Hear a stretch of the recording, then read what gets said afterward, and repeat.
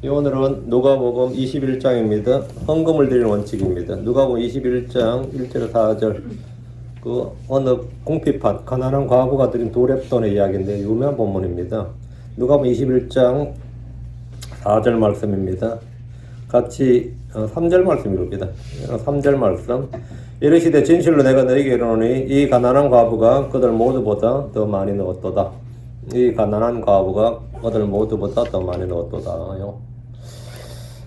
오늘 공부할 본문은 과부의 두 렙돈으로 알려진 유명한 본문인데 하나님께서 우리 주님께서 직접 성전에 예물, 헌물을 바치는 걸 보시고 드리는 걸 보시면서 이제 직접 오늘의 베스트 기버, 오늘 가장 많이 넣은 사람, 또 가장 헌금을 잘한 사람, 뭐 이런 것 이제 말씀해 주신 장면입니다.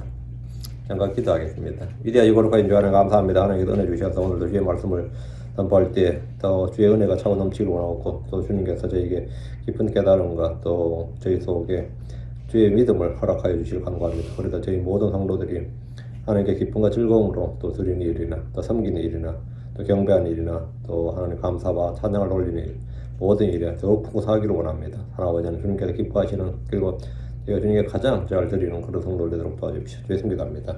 아멘. 우리 주께서 성전 보고에 헌물을 드리는 사람들을 보셨습니다. 주님께서 보셨어요. 유대인들은 성전에 올 때 빈손으로 오지 않았습니다. 특히 율법에 정한 명절에 성전에 올 때는 주께 드릴 뭔가를 가지고 와야 되는데 신명기 16장 16절에 내 모든 남자는 한 해에 3번 곧 무교절과 칠칠절과 장막절에 주 내 하나님께서 택하실 곳에서 그분 앞에 보이되 주 앞에 빈손으로 보이지 말고 주 앞에 빈손으로 보이지 말고 이 구절이 있고 출애굽기 23장 15절에도 아무도 빈손으로 내 앞에 보이지 말지니라 이 말씀이 있어요. 아무도 빈손으로 내 앞에 보이지 말지니라 이기 때문에 성전에 올라갈 때는 반드시 예물을 들고 올라가는 것이 관습이었습니다. 그 명절 아니어도 일상적으로 갈 때도 아무도 빈손으로 내 앞에 보이지 말지니라 이 말씀에 따라 백성들은 주 앞에 나갈 때 헌물을 들고 갔는데 이런 주께서 그들을 이집트에서 나오게 할 때 빈손으로 나오게 하지 않으시고 은과 금과 옷을 주셨고 또 가나안 땅에서 집과 밭과 우물을 값없이 주셨기 때문입니다. 그래서 유대인들은 나그네를 대할 때 종들을 내보낼 때도 빈손으로 가게 하지 않았습니다.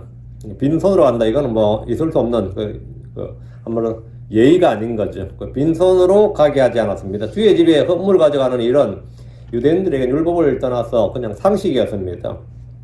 주께서 그들에게 베풀어 주신 것이 많이 있었기 때문입니다. 한국 사람들에게도 아니면 중국 사람들에게도 이런 풍습이 있습니다. 이건 한국, 중국을 떠나서 어느 나라 대부분 다 이런 풍습이 있는데 요즘은 좀 덜하지만 남의 집에 갈 때 빈손으로 가는 것은 큰 신뢰로 여깁니다. 빈손으로 왔다? 빈손으로 간다. 이거는 고기 한 그릇 사가든지 과일 한 바구니를 사가든지 하여튼 뭘 사서 갔습니다. 심지어 죽은 조상들의 무덤을 찾을 때도 사람들은 그냥 빈손으로 가지 않고 술 한 병이나 들고 왔어요. 그게 기본입니다. 여기 한국 사람들은 주로 어디 절에 많이 가죠. 예수하면 절에 가도 그냥 가는 게 아닙니다. 절에 갈 때도 빈손으로 가지 않습니다. 뭔가 드릴 것을 가지고 갑니다. 빈손으로 가는 게 아니에요. 유대에서 백성들이 주의 집에 갈 때는 당연히 연보를 준비했고 이것을 주께 드리는 예물 또는 헌물이라고 했습니다. 사실 가난한 자들이 뭔가를 들고 성전을 가는 것은 좀 부담스러운 일입니다. 그러니까 성전을 자꾸 가는 일이 어떻게 됐어요? 줄겠죠. 당연히 뭘 자꾸 들고 가야 된다면 가난한 자들이 성전에 가는 게 준다고요. 교회가 마찬가지예요. 자꾸 헌금 가져오라 그러면 가난한 자들 교회 오는 게 힘들고 꺼려진단 말이죠. 그리고 요즘 교회 가는 일도 일이라 그래요.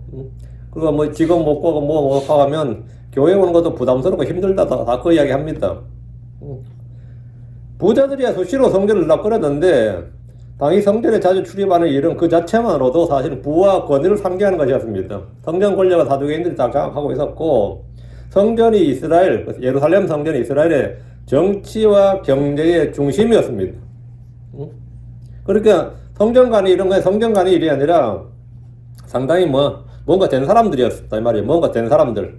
로마가 지배한 세상에 에돔 사람인 헤롯이 왕이 딱 있고 또 로마에서 파송한 총독이 있으니까 유대인들은 그냥 대제사장을 중심으로 산헤드린 공회가 가장 큰 의사결정 기관이었는데 산헤드린 공회가 어디서 열리냐면 성전에서 열립니다. 예루살렘 성전에서 열려요.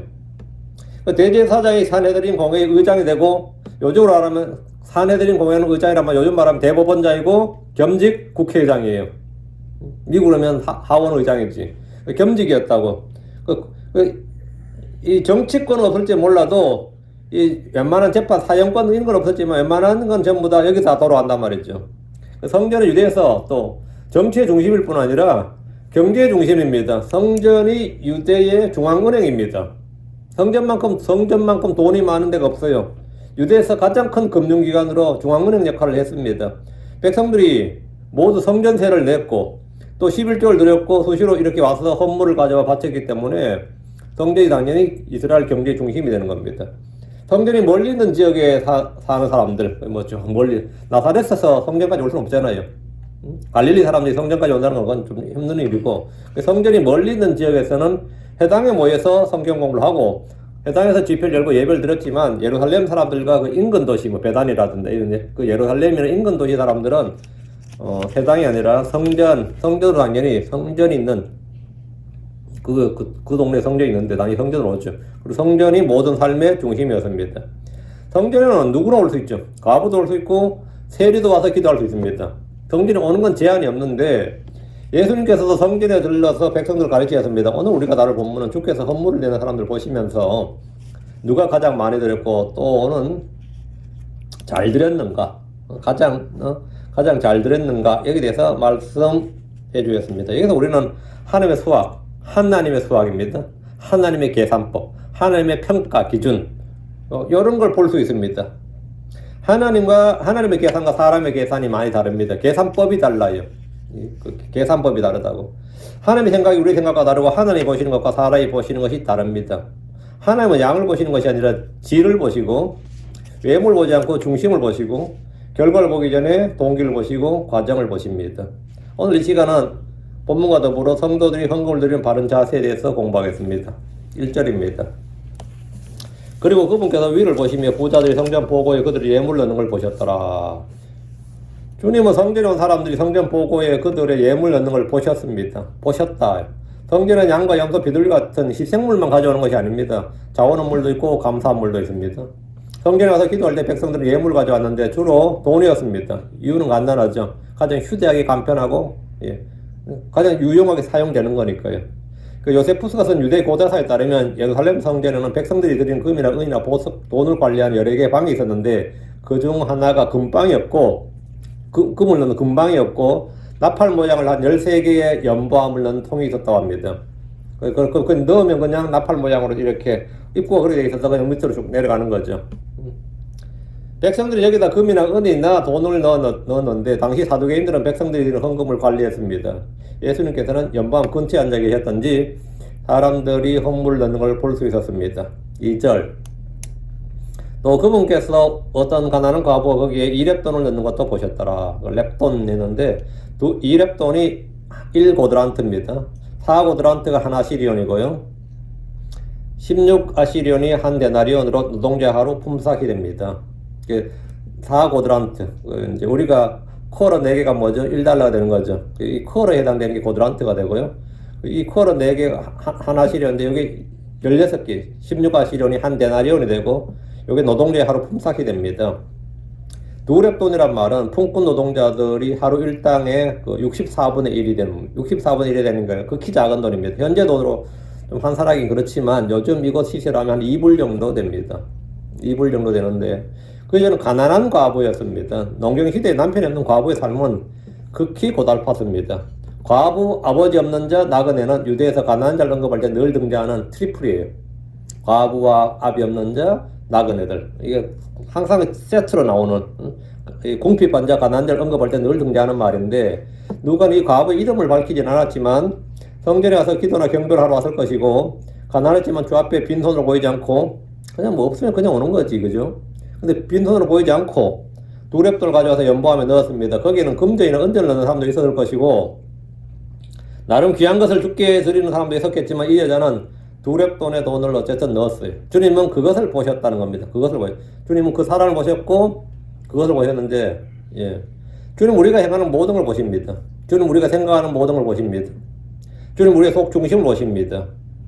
시편 94편 9절에 귀를 심으신 그분께서 듣지 아니하시라, 눈을 빚으신 그분께서 보지 아니하시라. 이 말씀대로 주님 우리의 모든 길과 모든 행위를 다 보시고 그냥 보시는 게 아니라 달아보시고 재어보시고 측량하시고 이게 다 세어보십니다.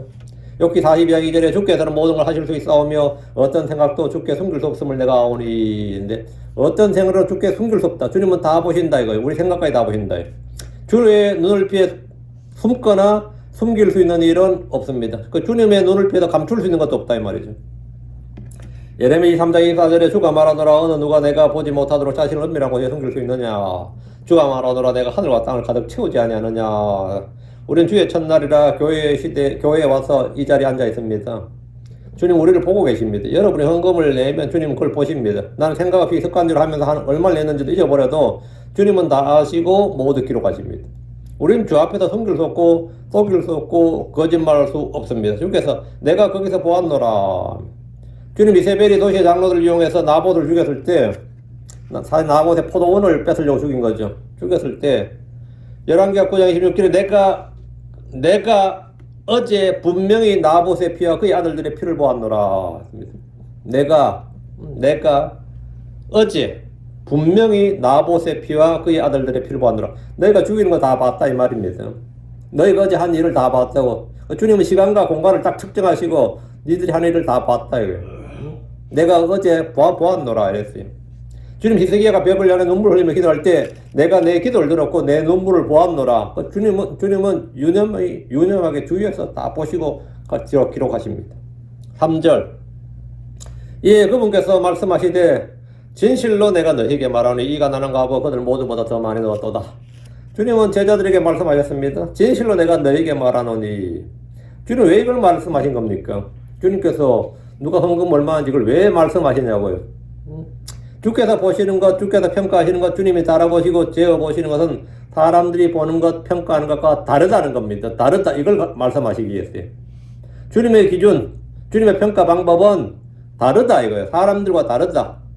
우리 이사야 55장 8절 9절 늘 하는 말씀 있죠. 내 생각들은 너희 생각들과 같지 아니하고 내 길들은 너희 길들과 같지 아니하니라. 주가 말하노라 하늘들이 땅보다 높은 같이 내 길들은 너희 길들보다 높으며 내 생각들은 너희 생각들보다 높으니라. 주님은 사람들이 드리는 예물을 보시고 이 가난한 과부가 그들 모두보다 더 많이 넣었도다. 많고 적고의 기준, 그 계산법이 다른 거죠. 많고 적고의 문제는 주관적인 문제가 아니라 사실 수치를 따라서 수치가 나오는 객관적인 겁니다. 어떤 것이야 주관적인 것이야 사람마다 상대적인 것이지만 이거는 누가 많이 넣고 누가 적게 넣고는 하나님과 우리가 생각이 다를 게 아니죠. 왜? 이건 숫자가 나오는 거잖아. 데이터라고 이거는. 응? 누구는 10달러를 넣었고 누구는 100달러를 넣었다면 누가 많이 넣은 겁니까? 100달러 넣은 사람이 많이 넣은 거지. 하나님이라고 그거 아니라 그러면 우리가 좀 난감하죠. 아무리 하나님이라도 그건 좀 너무하네 싶잖아요. 그건 말이 안 되는 거지. 수치가 나온 건데 이건 어린아이라도 알 수 있는 쉬운 문제입니다. 판단에 전혀 어려움이 없습니다. 객관적 수치와 데이터가 있단 말이죠. 그런데 주께서 이 가난한 과부가 그들 모두보다 더 많이 넣었도다 이렇게 말씀하셨습니다. 이것은 하나님의 생각과 기준과 가치 판단이 사람들과 전혀 다르다는 것을 보여주는 본보기와 같은 말씀입니다. 여러분 한번 생각을 해보십시오. 객관적으로 볼 때 가난한 과부가 그날 넣은 돈은 액수로만 보면 가장 적었을 겁니다. 2렙돈 한 가장 적은 거라고. 생각을 해보십시오. 객관적으로 볼 때 이건 반박할 수 없는 거죠. 2렙돈인데 근데 주님은 돈의 액수를 보신 것이 아니라 그녀의 사정과 그녀가 가진 것 중에서 얼마를 넣었느냐로 계산하였습니다. 평가 기준과 방법이 전혀 달랐던 겁니다. 주님 우리 각 사람의 소유에서 몇 퍼센트가 비율 몇 퍼센트를 넣었는가 이걸로 계산한 겁니다. 등께 이런 예가 몇 있습니다. 가나안 정복 전쟁할 때 이스라엘과 가나안 족속 중에 누가 더 많고 강한 자입니까? 가나안의 7족속은 모두 이스라엘 민족보다 더 크고 강했습니다. 그런데 주님께서 이스라엘이 더 강하다고 하면 이스라엘이 더 많고 더 크고 강하다 그러면 그거는 객관적 전력을 무시한 거죠. 말이 안 된다고. 가나안 족속들은 한 족속 7족속이었는데 큰 족속 7이었는데 각 족속이 다 이스라엘보다 크고 강했습니다.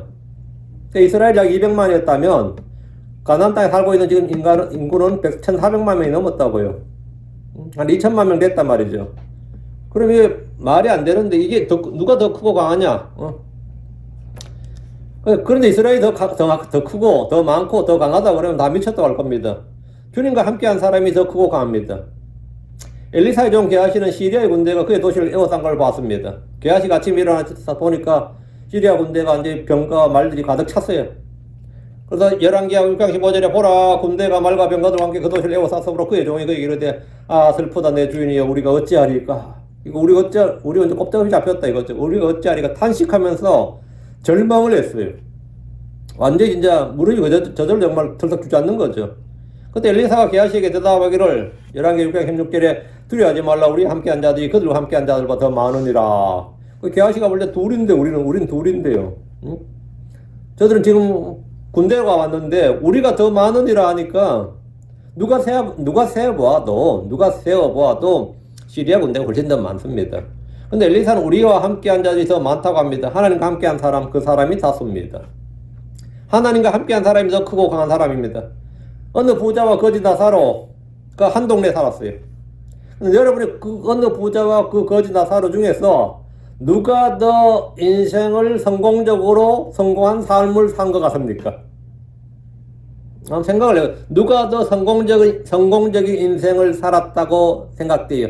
누가 더 행복한 아니면 더 복된 삶을 살았다고 생각합니까? 살았을 때는 모두 화롭게 산 부자가 성공한 사람을 하겠지만 죽어서 보니까 나사로는 아브라함의 품에 있고 부자는 지옥에서 고통을 받았습니다. 나사로는 이 가난한 과부보다 더 가난하고 더 비참했습니다. 가난한 과부는 그래도 몸이라도 성했고 혼자 성전에 올라와서 뭐 두렙돈이라고 들었지만 나사로는 가난했을 뿐만 아니라 온몸이 헌데투성이었습니다. 온몸이. 이 말은 그가 병자였다 이 말입니다. 병자였다. 누가복음 10장 20절 21절에 또 나사로라는 어떤 거지가 있었는데 그는 헌데투성이로 부자의 대문에 누워 부자의 상에서 떨어진 부스러기로 뼈를 채우려 하더라. 또한 개들이 와서 그의 헌들을 할더라 했습니다.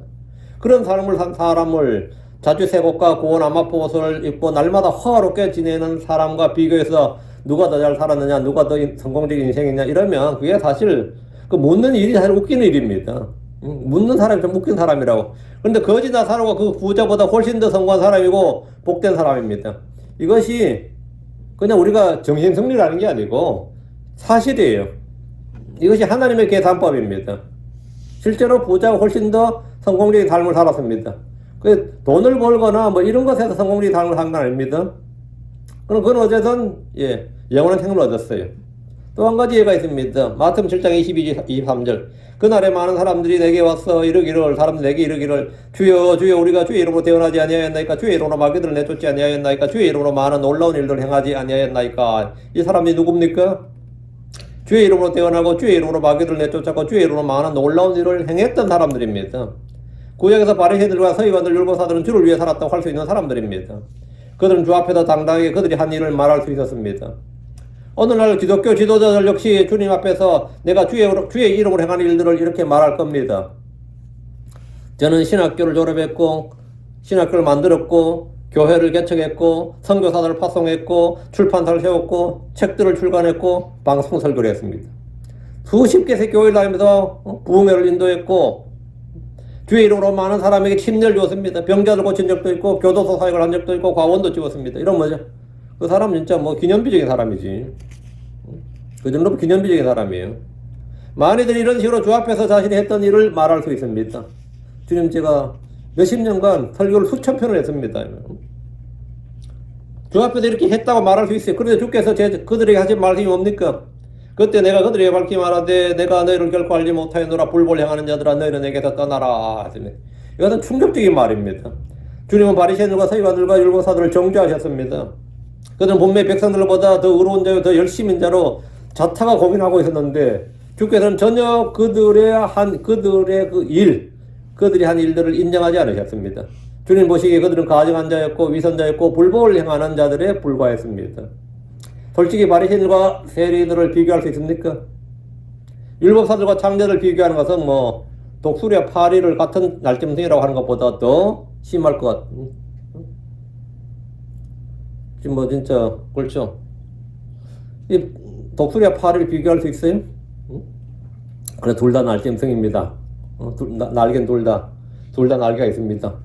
공통점 있죠. 이건데 실제로 이 바리새인들과 세리를 비교한다는 것은 그런 유대사에서 그런 차이예요. 근데 주님께서 세리들과 장녀들이 그들보다 먼저 하늘 왕국에 들어간다고 말씀하셨습니다. 세리들과 장녀들이 먼저 더 그렇게 돼요. 마태복음 21장 31절에 그들 중 누가 자기 아버지의 뜻을 행하였느냐 하시며 그들이 그분께 이르되 첫째 아들이니라 하거늘 예수님께서 그들이 이르시되 진실로 내가 너희에게 이르노니 세리들과 창녀들이 너희보다 먼저 하나님의 왕국에 들어가느니라. 세리들과 창녀들이 너희보다 먼저 하나님의 왕국에 들어가느니라. 왜 그렇죠? 예. 사람들이 보는 것과 하나님이 보는 게 완전히 다른 겁니다. 계산법이 다르고 판단 기준이 달라요. 평가 기준이 달라요. 전혀 달라요. 주님의 평가와 사람들의 평가는 이와 같이 완전히 다릅니다. 사람들은 외모를 따라 평가하지만 주님은 사람들의 외모를 존중하지 않습니다. 주님은 아무도 외모를 받아들이지 않습니다. 주님은 어떤 사람의 외모에도 감탄하지 않으시고 외모를 중시하지 않습니다. 다시 3절. 이 가난한 과부가 그들 모두보다 더 많이 넣었도다. 주께서 사람들에게 없는 것을 요구하지 않습니다. 고린도후서 8장 12절에 먼저 자원하는 마음에 있으면 사람이 가진 것에 따라 주께서 그것을 받으실 것이요 그가 갖지 아니한 것은 받지 아니하시리라. 갖지 않는 것은 받지 않는다. 주님은 사람이 가진 것에 따라 받으십니다. 우리가 가진 것은 모두 주께 받은 겁니다. 그런데 아무것도 갖지 못했다면 주께서 그것을 요구하지 않으시고 받지 않으십니다. 내가 내게 없는 것을 주께 드리니 이런 잘한 일이 아니라 잘못한 일입니다. 어떤 교회에서 작정 헌금을 하고 빚을 내서 헌금을 하게 하는 것은 잘한 일, 못한 일? 그건 전혀 잘못하는 일입니다. 그것은 전혀 잘못한 일이에요. 4절입니다. 4절. 이는 이들 모두는 다 그저 풍족한 데서 하나님의 헌물로 넣었느니라. 그러나 그녀는 빈궁한 가운데서 그녀가 가진 생활비 전부를 넣었느니라. 우리 주께서 가난한 과부가 가장 많이 넣었다고 하는 이유를 설명해 주었습니다. 다른 사람들은 다 그저 풍족한 데서 하나의 헌물을 넣었습니다. 그들이 넣은 것은 재물의 일부와 생활비 일부와 아니면 용돈 일부를 넣은 것입니다. 그러나 이 과부가 넣은 두 렙 돈은 그녀가 가진 생활비 전부였다는 겁니다. 한마디로 그녀가 넣은 돈의 액수는 두 렙 돈이지만 그녀에게서 그 돈은 가진 것이 전부였다는 겁니다. 어떤 사람의 100불은 식사 한 끼, 술 한 잔 먹혀도 부족한 돈입니다. 어떤 사람의 100불은 아무것도 아니에요. 그러나 어떤 사람의 100불은 온 가족이 여러 달을 먹고 지낼 수 있는 큰 돈입니다. 어떤 사람의 100불은 아무것도 아닌 돈인데 어떤 사람의 100불은 엄청 큰 돈이에요. 그렇죠? 같은 액수의 돈이라도 각 사람에게 다가오는 가치는 전혀 다른 법입니다. 어떤 사람에게는 푼돈이지만 어떤 사람에게는 너무나 큰 돈입니다. 액수는 같은데. 전에 어떤 분이 저한테 헌금을 했는데 400불이었던 것 같아요. 근데 거기 그 기프트카드에 적혀 있어. 뭐라 적혀 있냐면 이 돈은 제게 정말 큰 돈입니다. 이렇게 적혀 있었어요. 지금도 제 기억이 나요. 이 돈은 제게 정말 큰 돈입니다. 근데 제가 그걸 딱 읽으면서 나한테도 엄청 큰 돈이다 그랬어요. 나한테 더 큰 돈이다. 그때 저한테 400불은 진짜 엄청 큰 돈이었어요. 정말. 아마 이 설교 그분 들으면 기억할 거야, 아마. 그 쓴 사람은. 이 돈은 정말 되게 큰 돈입니다. 했는데, 이 돈은 이 어떤 사람에게 400불은 굉장히 작은 돈이지만, 그 돈은 제게도 사실 엄청 큰 돈이었습니다. 이 가난한 과부의 두 렙 돈이 그런 돈입니다. 이 사람의 두 렙 돈은 그냥 적은 돈이 아니에요. 그녀가 성전에 올라와서 주께 드린 2렙 돈은 그녀의 생활비 전부였다는 겁니다. 대언자 엘리야가 이스라엘이 아닌 시돈에 속한 사르밧으로 가서 어떤 과부의 집에 들어갔습니다. 하필이면 과부의 집에. 엘리야는 그 여인을 불러서 열왕기상 17장 11절에 원하건대 내 손에 빵 한 조각을 내게로 가져오라 했습니다. 이거 진짜 확 나온 말이죠. 빵 한 조각이라는 것이 사실 굉장히 작은 거죠. 빵 한 조각이라잖아요. 빵 한 조각을 내게로 가져오라 이랬어요. 사실 빵 한 조각이라 그러면 그게 큰 선심을 쓰는 것도 아니고 큰 음식이 아니란 말이죠. 굉장히 작은 거죠. 굉장히 작은 거예요. 그런데 지금 이 과부의 집에서 빵 한 조각은 그게 작은 게 아니었습니다. 지금 현재 이 과부에게 빵 한 조각은 그녀의 집에 있는 그 여자와 그녀의 아들이 먹을 양식의 전부였어요. 그러면 그 사람 나중에 할 말 있어요.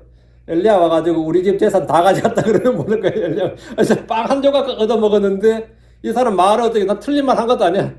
야 그때 우리 집에 싹 털어갔다 그러면 어떻게 되는 거죠? 우리 집에 싹 털어갔다 그러면 그걸 홀라당 뺏어 먹더라. 진짜 인간이 아닙니다. 그러면 틀린 말도 아닌데 그게 굉장히 상대적인 거란 말이죠. 돈이 있을 때 넉넉할 때 빵 한 조각이야 진짜 걔한테도 던져줄 수 있는 거라고요. 응? 걔한테도 던져줄 수 있는 양이지만 지금 이 사람에겐 그게 아니에요. 그냥 한 조각이 아니다. 그래서 뭐라고 말했냐면 열왕기상 17장 12절에 주상신 하나님께서 살아계심을 두고 맹세하옵나니 내게는 납작한 빵이 없고 다만 통에 가루 한 움큼과 병에 기름이 조금 있을 뿐이니라. 보소서 내가 나뭇가지 2개를 줬고 안으로 들어가 나와 내 아들 위해 그것을 차려서 우리가 먹고 죽으려 하나이다. 이게 뭔 말이에요? 이거 먹고 나면 우리는 죽는다고. 왜? 양식이 더 이상 없다 이 말이에요. 우리가 먹고 죽으려 하나이다 이 말 뭐 자살하겠다는 말이 아니라 이거 통에 가루 한 움큼하고 병에 기름이 조금 있는데 이걸로 빵 구워 먹고 나면 우리는 더 이상 양식이 없다. 이게 우리에게 뭐라? 마지막입니다, 이거예요. 우리에게 마지막입니다. 이게 마지막인데, 빵 가져오면 어떡하냐, 이거죠. 어떤 사람은 한 끼 몇천 불을 가볍게 쓸 수 있습니다. 그럼 어떤 사람에게 그 돈은 한 달치 양식으로도 남습니다. 한 달치 양식으로 남아요. 엘리야는 그녀의 말을 듣고도 열왕기상 17장 13절에 두려워하지 말고 가서 내가 말한 대로 하려니와 먼저 그것으로 나를 위해 작은 빵 하나를 만들어 내게로 가져오고 그 뒤에 너와 내 아들 위해 만들라. 먼저 나한테 먼저 가져오고 다음에 네가 만들어 먹으라는데 지금 말 안 들었냐고. 이거 먹으면 이거 빵 만들어 먹으면 없다는데 뭘 나한테 가져오고 네 건 네가 만들어 먹으라 그러면 그게 뭔 말이에요? 응? 근데 엘리야는 가난한 과부의 없는 재산을 갈취하는 거냐 이거예요. 아닙니다. 엘리야는 그들에게 주의 말씀을 전했습니다. 열왕기상 10장 14절에 주 이스라엘 하나님께서 같이 말씀하시기를 주가 비를 땅 위에 내리는 날까지 가루통이 고갈되지 아니하고 기름병이 마르지 아니하리라 했습니다. 너한테 빵 가져오고 너희들 또 만들어 먹을 수 있다고요. 나는 빵이 지금 밀가루 이거밖에 없는데 어떻게? 근데 걱정하지 말고 그냥 빵 만들어 오고 다음에 또 만들어 먹어라요. 밀가루가 없다니까요. 근데 가루통이 고갈되지 아니하고 기름병이 마르지 아니하리라. 그러니까 주께는 그녀의 가난하고 빈곤한 처지에 관계없이 대언자 엘리야를 섬기는 일을 할 수 있도록 하셨습니다. 선을 행하고 의를 행하려 할 때 주님은 우리의 사정에 관계없이 씨를 주시고 열매를 맺게 하시고 빵도 주시는 분입니다. 사르밧 과부는 대기근의 때에 대언자 엘리야를 섬김으로 양식 걱정 없이 그 기근을 통과할 수 있었습니다. 우리 주께서는 성전에 2렙돈을 넣는 빈곤한 과부의 사정을 누구보다 잘 아셨습니다. 그럼 이 사람은 이제 오늘 헌금하고 나서 굶어 죽었느냐? 아니, 그건 아닙니다. 굶어 죽었냐? 그건 아니라고. 우리 주께서 성전에 2렙돈을 넣은 빈곤한 과부의 사정을 잘 아셨고 그녀를 아셨습니다. 그녀의 빈곤한 재정 상태는 물론이고 지금 얼마의 소유를 가지고 있는지 다 아셨습니다. 제가 오늘 놓고 나면 저 사람 재산은 이제 자산은 너싱이에요. 그렇죠? 금융재산은 너싱이라고요. 하나님 알지 못하는 것, 이해하지 못하는 건 없습니다. 주님의 계산법은 비율제입니다. 이 시간은 이 과부의 연보를 통해 성도들이 헌금에 대해 좀 살펴보겠습니다. 어떤 교회는 유난히 11조와 같은 헌금을 강조하다 못해 강요합니다. 강조하는 정도가 아니라 그냥 강요래요. 그래, 이 교회는 그런 부분에 대해서는 완전히 자유롭습니다. 왜 그런 것 같습니까? 11조 헌금에 대한 진리를 알기 때문입니다. 진리가 우리를 자유롭게 합니다. 많은 성도들이 구약의 11조와 신약의 헌금에 대해서 구분하지 못하는 걸 자주 봅니다. 올바른 헌금에 대한 성경적 가르침의 결에는 성도들의 어깨에 무거운 짐을 올려놓게 됩니다. 오늘 이 시간 성경을 통해서 신약 성경이 가르치는 헌금의 원칙을 배울 수 있기를 바랍니다. 이분은 성경의 교리를 확실히 정립해둬야 됩니다. 구약의 11조는 주의 백성 이스라엘에게 부과된 일종의 세금입니다. 11조는 헌금이 아니라 세금이에요. 왜? 법에 제정이 되어 있잖아요. 그리고 이건 뭐예요? 세법이라고, 세법. 하나님의 법에 정해진 세법이 바로 11조예요. 이것은 해도 되고 말아도 되는 게 아니라 세법이니까 법으로 제정된 의무사항입니다. 11조를 내지 않는 건 뭐죠? 헌금을 하지 않는 게 아니에요. 세금을 내지 않는 거니까 율법을 어기는 탈세입니다. 11조를 안 하는 건 그 탈세가 되고 그 자체가 불법이 된 거죠. 11조는 주께 받은 것의 일부를 주께 드리는 것으로 주의 것입니다. 레위기 21장 30절에 땅의 모든 11조고 땅의 씨나 나무 열매 11조는 주의 것이니 그것은 주께 거룩하니라. 그건 주의 것이다. 율법을 했던 백성들은 11조는 주의 것이라는 사실을 기억해야 되고 11조를 내지 않는 것은 주의 것을 도둑질하는 것이 됩니다. 여기서 그 유명한 말라기 3장 8절이 나옵니다. 사람이 하나님의 것을 강도질하겠느냐? 그러나 너희는 내 것을 강도질하고도 말하기를 우리가 어떤 점에서 주의 것을 강도질하였나이까 하나니 너희가 11조 헌물에서 강도질하였느니라. 그 11조를 내지 않는 건 탈세고 불법이다 이 말이에요. 그건 주의 것을 강도질한 것이다. 구약의 이스라엘은 11조가 의무인 동시에 하나님께서 현실적인 복을, 하나님께 현세적인 복을 받는 방법이었습니다. 이런 복이 보정되어 있는데 11조를 드리지 않는 것은 굉장히 어리석은 일입니다. 그러나 구약의 11조는 신약의 크리스천들에게 그대로 교리적으로 적용해서는 안 됩니다. 교회는 주께 땅을 받은 적이 없고 레인도 없고 건물 성전도 없습니다. 오늘 많은 크리스천들이 구약의 11조 헌물을 신약에 그대로 적용하려는 설교를 많이 합니다. 여러분 그런 거 많이 들었을 겁니다. 마태복음 6장 20절 21절 오직 너희 자신을 위해 보험을 하늘에 쌓아두라. 거기서는 좀과 녹이 부패시키지 않으면 거기서는 도둑이 뚫지도 훔치지도 못하느라. 너희 보물이 있는 곳에 거기에 너희 마음도 있느니라. 굉장히 많이 인용되는 구절입니다. 이거 한국교회에서 헌금을 설교할 때 거의 단골로 나오는 구절인데, 주님께서 너희 자신을 위하여 보험을 하늘에 쌓아두라 이렇게 말씀하셨죠. 지역교회에 쌓아두라 그건 아니고, 지역교회는 하늘이 아닙니다. 그렇다면 이 본문이 가르친 게 뭐냐? 우리는 어떻게 보물을 하늘에 쌓아둘 수 있습니까? 고린도전서 3장 12, 13절에 그런데 만약 어떤 사람이 기초에 금이나 은이나 보석이나 나무나 건초나 지푸를 세우면 각 사람의 일이 드러나리라. 그날이 그것을 밝히 드러내리니 그것이 불에 의해 드러나고 그 불이 각 사람의 일이 어떤 종류인지 그것을 시험할 것이기 때문이라. 우리는 하늘에 금과 은과 보석을 쌓을 수 있고 나무나 건초나 지푸를 쌓을 수 있습니다. 우리는 이 하늘에 쌓은 보물, 보화를 좀 생각해 봐야 됩니다. 금은 그리스도의 신성을 예표합니다. 만약 저와 여러분이 예수 그리스도의 살아계신 예수 그리스도의 신성, 그분이 하나님의 아들이시고 살아계신 하나님이시다. 하나님께 영광을 돌린 일을 계속한다면 여러분 모두 하늘에 금을 쌓는 겁니다. 은은 구속의 몸값을 말합니다. 사람이 혼을 얻는 일, 예수 그리스도의 구속과 속죄의 피를 증언하는 일이 바로 은을 쌓는 일입니다. 보석은 혼을 그리스도로 얻어올 때 주어지는 겁니다. 성경이 이스라엘 특별한 보석이라 했었고 저희 성도들 특별한 보물이라고 말씀하시기 때문입니다. 이 구절은 11조랑 아무 상관이 없는 구절입니다. 진리는 사람을 자유롭게 한다 그랬죠. 다음 11조에 헌금이 굉장히 많이 인용되는 구절은 이제 말라기 3장 8절에 10절입니다.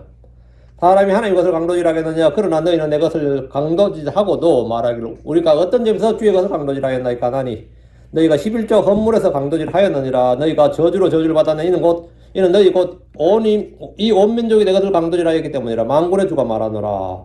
너희는 모든 11조를 창고로 가져와 내 집에 먹을 것이 있게 하고 이제 그것으로 나를 시험하여 내가 너희를 위해 하늘의 창고들을 열고 받을 것이 없도록 너희에게 복을 쏟아붓지 아니하나 보라. 했는데 말라기 이 구절은 구약의 이스라엘 성도들이 11조를 정확히 내지 않아서 보여줍니다. 예나 지금이나 사람들이 돈 내기 싫어하는 건 똑같습니다. 옛날 사람은 좋아했고 요즘 사람은 그런 건 아니죠. 예나 지금이나 이건 다 똑같대요. 이들은 바빌론에서 포로 생활을 70년 했기 때문에 11조나 헌물에 대해서 잘 알지 못했고 실행하지 않았습니다. 70년은 안 했는데 바빌론 성전이 없었어요. 바빌론에서 11조 할 일이 있었다 없었다? 전혀 없었죠. 70년이나 안 했던 일을 갑자기 성전 태우고 나서 이걸 하겠다 하니까 잘 안 된 거죠. 늘 해오던 것도 아니고. 그 11조와 예물 내는 일이, 헌물 내는 일이 굉장히 생소했습니다. 거기다가 포로기 때 남의 나라에 살면서 성전에 갈 일도 없었고 모두가 땅을 잃어버렸고 포로 생활하는 마당에 수입의 10분의 1을 낼 수도 없었기 때문입니다. 그 70년의 포로 생활 끝나고 나서 그들에게 11조 헌물을 내는 굉장히 생소한 일이었습니다. 그 느헤미야는 성전을 재건하고 다시 레이지파를 세우고 율법을 가르쳤습니다. 가장 잘 안 되는 것이 바로 이 11조 헌물 내는 일이었습니다. 말라기 대언자는 느헤미야 비단식의 대언자였는데 이들을 교육할 목적으로 11조를 가르치는 겁니다. 뒤에 말씀을 선포한 거예요. 성전이 세워졌고 거기서는 일한 레이지파가 있었기 때문입니다. 주님은 그들에게 율법에 따라 11조를 내면 하늘에서 복을 쏟아부어 주시겠다고 약속하셨고 그때부터 이제 이스라엘 사람들이 11조를 내기 시작했어요. 예수님 당시엔 잘 냈던 거죠. 복음서에는. 근데 현재 우리는 어떠냐 하면 11조를 바쳐야 할 성전이나 먹여 살려야 될 레이지판 존재하지 않습니다. 우리는 율법 아래 있지 않습니다. 다만 우리는 율법이 아니라 은혜로 자원해서 이런 일을 하는 겁니다. 교회는 성전이 아닙니다. 목사는 레이지파 제사장이 아닙니다. 히브리서 7장 12절에 제사장 체가 변화해서 이제 율법도 변한 것이 마땅하니라 했습니다. 구약의 제사장 체가 변했기 때문에 11조에 대한 율법도 변하는 것이 당연합니다. 그러면 신약교회의 크리스천들은 헌금을 안 하느냐? 헌금합니다. 헌금을 하지 않는 것이 하나님 뜻이라고 한다면 그건 잘못된 일입니다. 성도들이 아무도 헌금을 하지 않는다면 지역교회는 유지될 수가 없습니다. 우리는 율법에 따라 11조를 드린 것이 아니라 아브라함과 야곱처럼 자원해서 11조를 드리든 그 이상을 드리든 그 이하를 드리든 스스로 정해서 드리면 됩니다. 모세가 성막을 건축할 때 다윗이 성전을 건축할 때 어떻게 한 것 같습니까? 11조는 세금으로 충당한 것이 아니라 모두 자원업물로 충당했습니다. 11조 뭐 이런 게 아니고 자원업물로 충당했어요. 교회는 당연히 자원헌물로 운영돼야 됩니다. 고린도후서 9장 11절에 너희가 모든 일에서 부유하게 되어 온갖 후한 선물을 넘치게 하면 그것이 우리를 통해 하나님께 감사를 드리게 하느니라.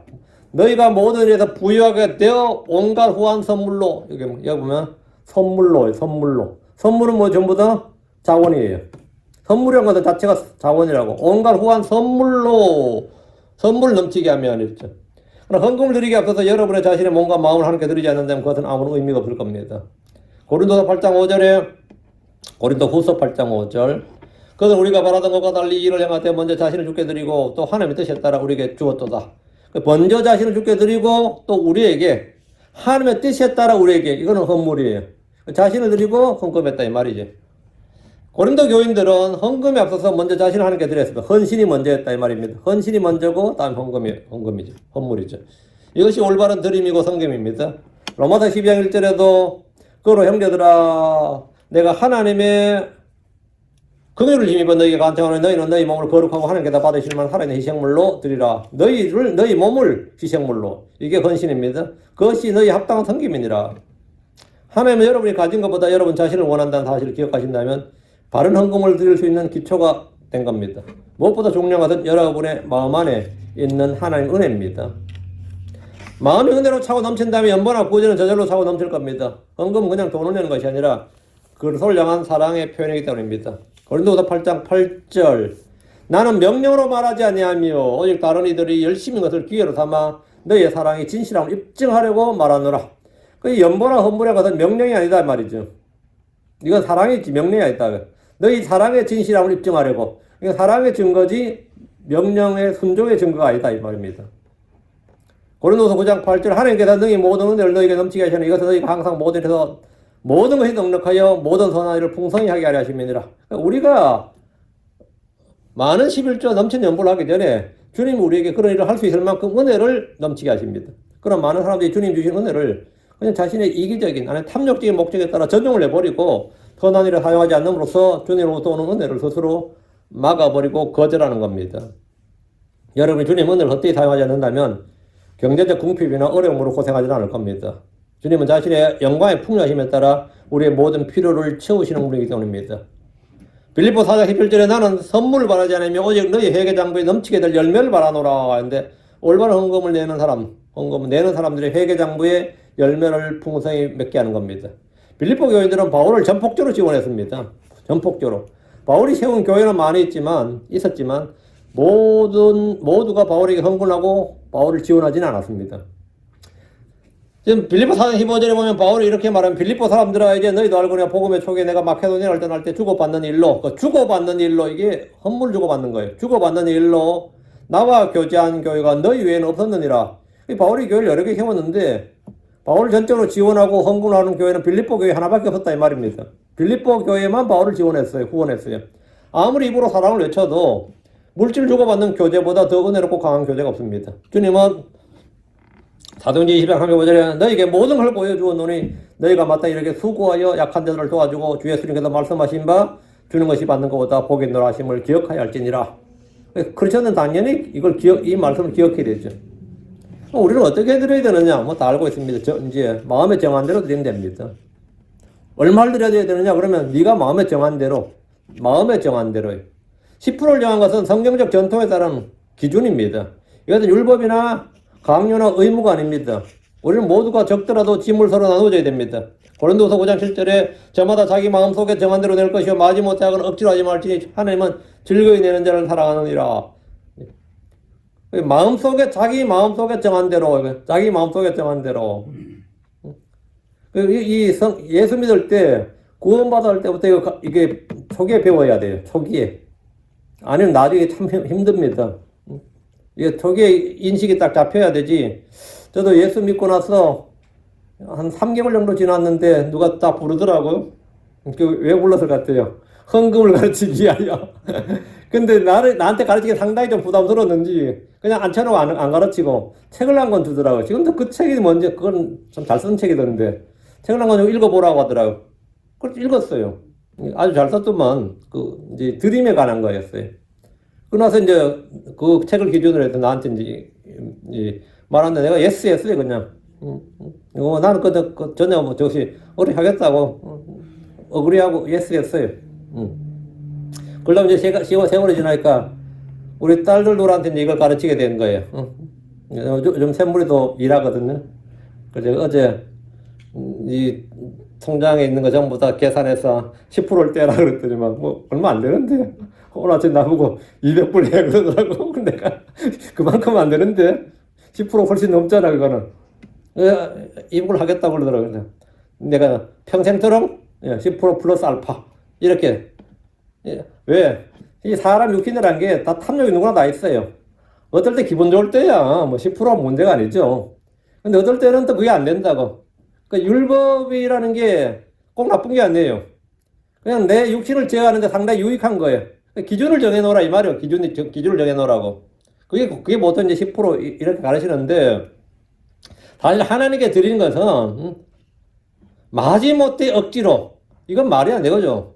잘못된 자세로 드리면 하나님 은혜를 경험할 수 없고, 즐거운 마음으로 해요. 즐거운 마음으로. 그러니까 하나님은 즐거이 내는 자를 사랑하시는 이라는데, 즐거이 내는 이게 cheer giver예요. cheer giver. 즐거이. 고린도후서 8장 3절에 내가 증언하는 사람 그들이 힘 닿는 데까지 하였을 뿐 아니라 참으로 힘에 넘치도록 자원하여 하였고, 여도 뭐 힘에 넘치도록 뒤에 뭐 자원하여 하였고, 자원하여 뭐지? 자원입니다. 자원. 사람이 자신의 능력보다 넘치게 하나님께 드리려면 그는 하나님을 위해서 무언가를 희생했다는 말입니다. 이는 옥합을 깬 마리아와 같이 드리는 겁니다. 이러한 영적 소진에 도달할 때 그는 드린 삶이 가져다주는 은혜를 가장 풍성하게 강력하게 누릴 수 있을 겁니다. 둘째, 하나님께 번성케 하신 대로입니다. 다른 사람들이 무엇을 얼마나 사진 그 신경 쓰지 말고 단지 하나님께서 내게 주신 복대로 은혜대로 하면 됩니다. 고린도후서 8장 12절에 먼저 자원하는 마음만 있으면 사람이 가진 대로 가진 대로 주께서 받으실 것이요 그거 갖지 아니한 것은 받지 아니하시라. 갖지 않는 건 받지 않으니까 내가 없는 걸 드리겠다 할 필요 없어요. 이 말씀을 통해서 작정 헌금이나 대출이나 빚을 내산 헌금은 성경적으로 잘못된 헌금이라는 사실을 알고 있습니다. 자원하는 마음이 첫째고, 헌금을 내는 사람은 헌금을 통해 어떤 다른 목적을 가지고 있으면 안 됩니다. 자신의 믿음이나 영성을 누구에게 과시하고 싶고 인정받고 싶어 하든지, 자신의 믿음과 헌신을 누구에게 보이고 싶어 하든지, 교회에 대해서 어떤 영향력을 행사하는 그런 마음이 있다면 그런 헌금 의미가 전혀 없습니다. 고린도서 16장 2절에 주의 첫날에 너희 각 사람이 하나님께서 자기를 형통하게 하신 대로, 하나님께서 자기를 형통하게 하신 대로. 근데 월급쟁이들에게는 형통하게 하신 대로가 별로 의미가 없어요. 사업하는 사람이나 뭐 농사짓는 사람은 수입이 들쭉날쭉이니까 형통하게 하신 대로 이런 게 있죠. 근데 월급쟁이 그냥 정해져 있다고. 그럼 노인들 연금 받는 사람 어때요? 뭐 여러분이 뭘 잘하면 복을 받을 겁니다. 웃는다고. 국가에서 올려줘야 돈이 더 나오는 거지.